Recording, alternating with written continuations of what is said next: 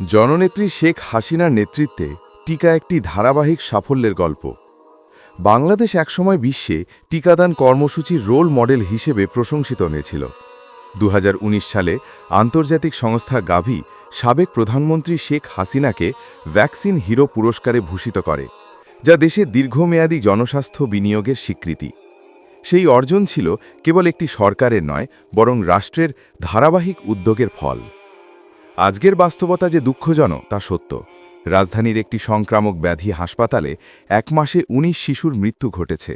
কিন্তু এর অর্থ এই নয় যে শেখ হাসিনার শাসনামলে টিকাদান কার্যক্রম থেমে গিয়েছিল, বরং সমস্যা এসেছে বর্তমান প্রশাসনিক পরিকল্পনার ঘাটতি, বুস্টার ডোজের অনিয়মিত সরবরাহ এবং স্বাস্থ্য চেইনের দুর্বলতার কারণে। স্বাস্থ্য খাতের ধারাবাহিকতা ভাঙার প্রথম লক্ষণ দেখা যায় যখন অন্তর্বর্তী সরকারের সময় টিকা সরবরাহ চেইন দুর্বল হয়। কিন্তু শেখ হাসিনার সরকার আবার দায়িত্ব নিয়ে কর্মসূচি শক্তিশালী করেছে।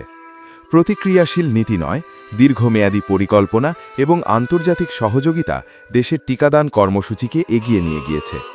এই পরিস্থিতি আমাদের শেখায় উন্নয়ন শুধু পুরস্কার জেতার মধ্যে সীমাবদ্ধ নয়। যে দেশ একসময় টিকাদানে বিশ্বকে পথ দেখিয়েছিল, তার ধারাবাহিক সাফল্য শেখ হাসিনার নেতৃত্বে থেমে যায়নি, বরং সেই ভিত্তির উপর দাঁড়িয়ে আজও শিশুর স্বাস্থ্য রক্ষার চেষ্টা চলছে। শেষে রাষ্ট্র পরিচালনার দায়িত্ব এবং জবাবদিহিতা নিশ্চিত না হলে কোনো সাফল্য স্থায়ী হয় না। তাই ভ্যাকসিন হিরো থেকে হাম আতঙ্ক পর্যন্ত যাত্রা রোধের একমাত্র পথ হল ধারাবাহিক নজরদারি, যথাযথ বাজেট বরাদ্দ এবং প্রতিরোধমূলক নীতি বাস্তবায়ন।